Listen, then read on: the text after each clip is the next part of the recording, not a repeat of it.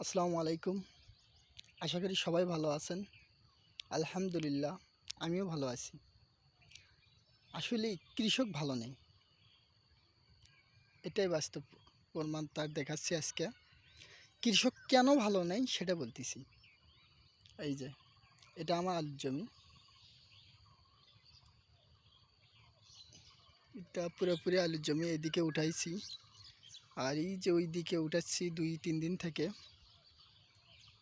দেখেন কৃষক কেন ভালো নেই। আমরা যে আলু চাষ করছি,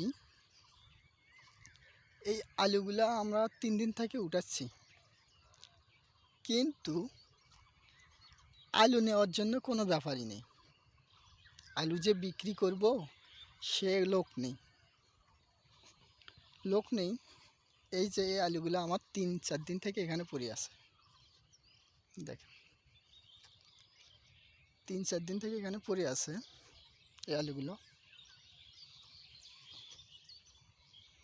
3-4 দিন থেকে পড়ে আছে, পারতিছি না কোলেস্টারে রাখতে, পারতিছি না বিক্রি করতে।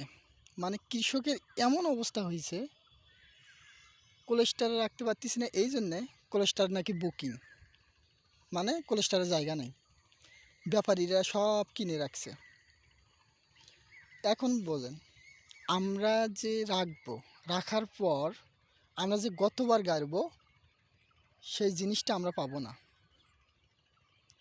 গতবার গাড়ার জন্য সেই জিনিসটা পাবো না। পরবর্তীতে আমাদেরকে কিনতে হবে ব্যাপারীর কাছ থেকে, তাছাড়া আমাদের উপায় নেই। তাদের কাছ থেকে অনেক দামে কিনতে হবে আমাদের। এখন না কিনেও উপায় নেই, তার কারণ এখন তো আমরা রাখতে পারতেছি না কোলেস্টারে।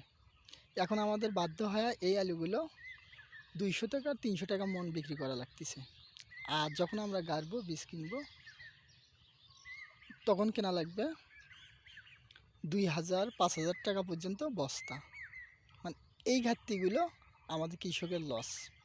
তো আপনারাই বলেন আমরা কিভাবে কৃষকেরা বাঁচবো আর কি করলে কি হবে? আপনারাই প্লিজ জানাবেন কৃষকেরা কি করবে।